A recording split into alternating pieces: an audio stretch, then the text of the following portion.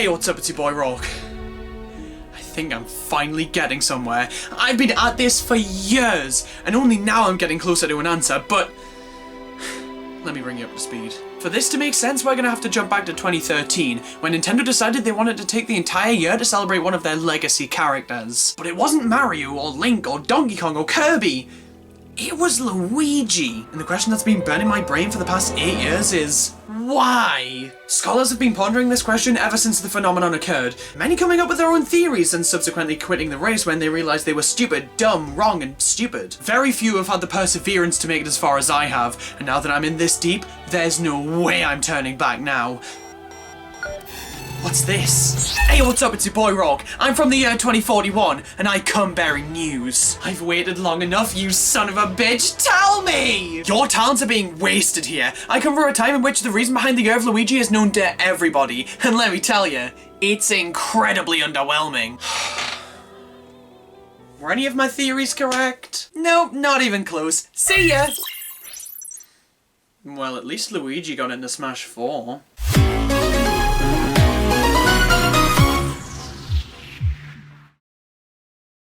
One day a year to celebrate me just isn't enough. Take it up to 365, then I'll think about it. 2013. 4 numbers to spell out the year of bankruptcy. This was a pretty worrying time to be a Nintendo fan, even though by all accounts, it shouldn't have been. The Nintendo 3DS was 2 years old by this point, and it had a pretty solid library of killer games. And then over in 2012, we saw the release of Nintendo's least favourite little disappointment, which, as of me buying my second console, reached a record 2 units sold! Despite being hot off the heels of the release of 2 Nintendo consoles, times were still pretty dark. The Nintendo 3DS did not meet sales expectations, and Nintendo was forced to chop its price almost in half to try and lure people in. And the Wii U wasn't doing particularly well because nobody knew the fucking thing existed. So when customer morale and hardware sales are at an all-time sad, what do you do to satiate your lust for profit? You add 8-bit Luigis to Super Mario 3D World, that's what! Hello, yes, hi, I would like to invest the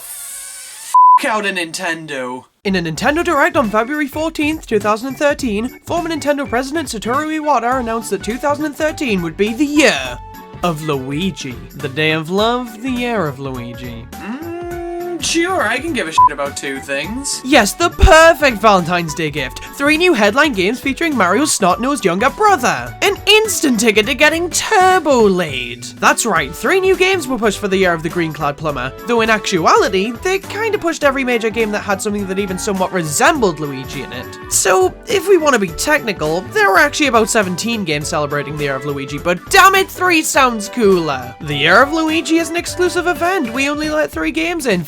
Off Mario Kart. God, please give more of a shit about me by doing less. Nintendo kicked off the celebration with Luigi's Mansion 2, so I'll kick off my almost a decade late celebration by continuing my tradition of not giving this game my full attention. Honey, I love you, but what do you want from me? I think Luigi's Mansion 2 is a much better game than people give it credit for. Sure, it's no Luigi's Mansion, it is the sequel after all, but it's still a fantastic game that I play and refuse to give my full attention to damn near every year.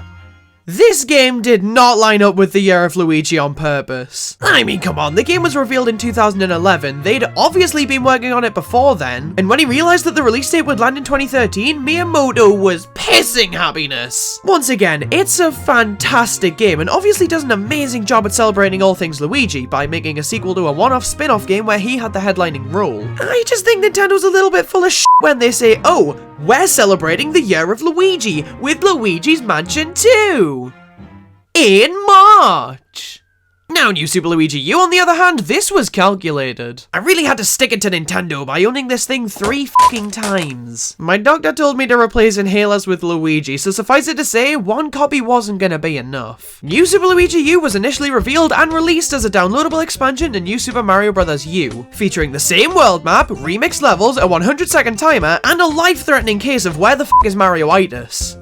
$20. Yeah, on top of spending full retail price on something that barely passes the stink eye test, you also had to spend a month's supply of crumpets on this game. You can't put a price on misery, which also means you can't pay too much for it. Add them to the pile. Now later down the line on August 25th, 2013, you could buy a physical copy of this game for 10 Ohio doubloons more than the digital copy. And with this release, you weren't tied down to New Super Mario Bros. U. You could experience the entirety of Luigi U without even knowing the color red existed. Well, if I knew that, I wouldn't have bought... Never mind. I think New Super Luigi U is a pretty solid game. Definitely the best in the New Super Mario Bros. Series, which is pretty odd considering that half the damn name of the series is missing here. Why yes, Nickelodeon All-Star Brawl is my favorite PlayStation All-Star sequel. The more difficult levels, stricter time limit, and looser controls all work together to provide an experience that actually requires some skill. And it's a really damn fun time. And best of all, it lets me live out my fantasy of owning a green Wii U game. We would truly live in a different world if the rest of the console's library followed suit. And hey, you could get the vastly superior DLC pack without even having to own the base game. Which just goes to show that sometimes adoption is the answer to your problems in marriage. And if this game somehow didn't meet your Luigi quota for the month, every single level in the game features a hidden Luigi for you to find. And these can be pretty fun to hunt down. Some not so much. Thank God this thing was so obvious. I thought I was gonna find a mouse. The final headline game Nintendo flaunted was Mario and Luigi Dream Team. Who are you trying to fool? Much like with Luigi's Mansion 2, you cannot convince me that this game was supposed to release in tandem with the Year of Luigi. Wanna know how I know that? Oops! So you know what? Fuck it, I refuse to count this one. It stars Mario and it tastes a little bit too much like a bad game anyway, so move over mediocrity and make way for the actual third Year of Luigi game. Dr. Luigi. This is the most confusing asthma attack I've ever had. Dr. Luigi was a digital exclusive game that released on the final day of the Year of Luigi. Gotcha. Yeah, the Year of Luigi actually extended into 2014 and around 60% of my research was trying to figure out why. But regardless, Dr. Luigi, brace yourselves, was just like Dr. Mario. Well then, is anything even real? All of the pills were L-shaped and instead of red viruses, we had pink viruses. See, completely different game. I'm actually surprised that this thing went its entire life without branching out into the physical media market. I mean, come on. Most 8-year-olds get physical releases at some point, but no. Dr. Luigi was doomed to exist in a constant state of I'm not buying that, damn it, I want more plastic in my life. Now, I could buy the digital edition, or I could make do with literally any other Dr. Mario game. The changes to this one are cool, but outside of the novelty of a non-Mario entity, it's basically just a slightly older Dr. Mario. And at that point, I'd rather settle with a Dr. Mario game that I already have, rather than going out of my way to buy this game digitally.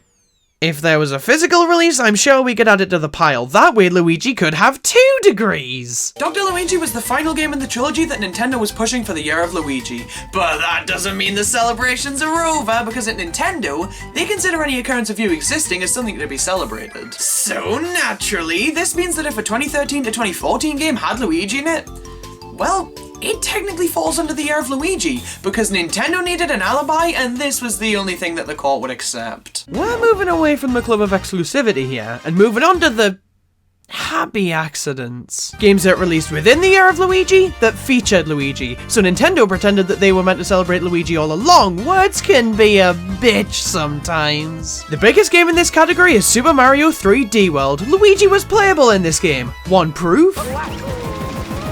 Irrefutable. Actually, that footage is doctored. That was Super Mario 3D World plus Bowser's Fury, but don't worry!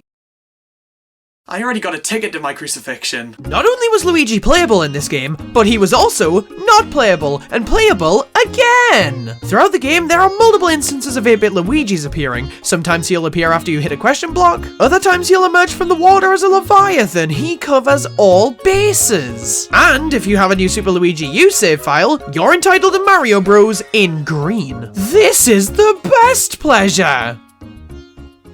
That's the Switch port again, isn't it? Wow, now we can add my Deception to the pile. Next up, Mario Kart 8 and Super Smash Bros. 4. What was the diagnosis? These games don't count. I mean, sure, Luigi exists in them, but especially in Smash 4's case, he's barely a percentage. The final game of this nature they tried to push was Mario Golf World Tour. Now, To be fair to this one, they announced it alongside the Year of Luigi, and Luigi was the first character shown off. That makes this completely justified. Nothing else in the game even somewhat relates to Luigi, but it's completely justified. Now, all of this is nice, but surely the Year of Luigi wasn't confined to just new games that sort of, kind of, but not really celebrate the man, right?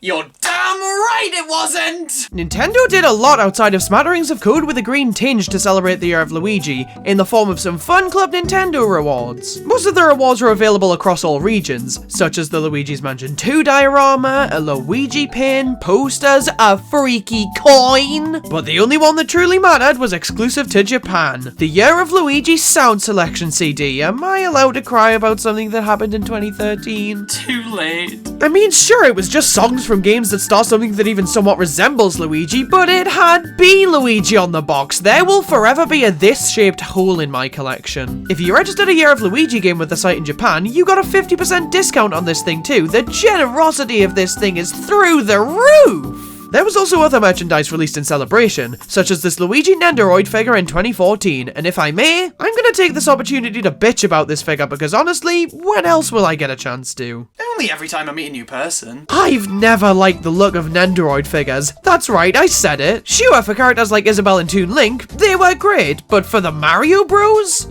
Who are you? But regardless, this was a pretty neat release for fans, collectors, and virginity lovers everywhere. But it's nothing compared to Luigi doing parkour. Last but not least, to end off the Year of Luigi, Nintendo released a parkour video. And it's the best thing they've ever released. Is anybody surprised? Finding Luigi, Legend of Parkour. Can't wait for the game to release in 2023 when the Year of Luigi makes a comeback. This is a short documentary wherein two interviewers attempt to find Luigi. Who would have guessed? Luigi was a parkour legend, but he went completely off the map at some point and nobody knows where he went. The documentary is set into motion by a bunch of Nintendo creators such as Josh Jepson, Pro Jared and The Completionist, just to name a few, explaining Luigi's feats in the realm of parkour. We're introduced to the Toad Twins, You Should Be Yellow, and Nabbit, and the interviewers decide that tracking these guys down is the best way to find Luigi. This culminates in a chase with Nabbit, which needless to say, was not successful. And while the guys give some wholehearted exposition, Luigi appears and steals a kid's balloon.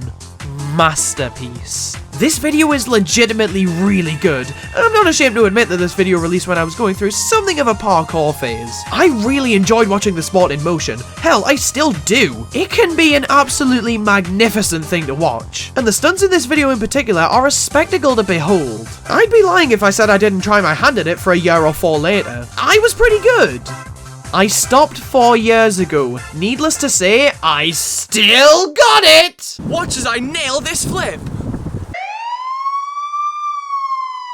And in terms of the Year of Luigi, that was pretty much it. And looking back at everything Nintendo did to celebrate, this was pretty damn cool. Taking a year to celebrate a legacy character with new game releases, merchandise, and fun promotional stunts, that's something you really don't see very often, and to see that Nintendo legitimately put a lot of effort into this for Luigi, no matter how you look at it, is really commendable. I mean, sure, not all of the games felt like they were truly meant to celebrate the Year of Luigi, but the ones that existed solely for that purpose did so incredibly well, and I think that this was honestly the perfect way to celebrate.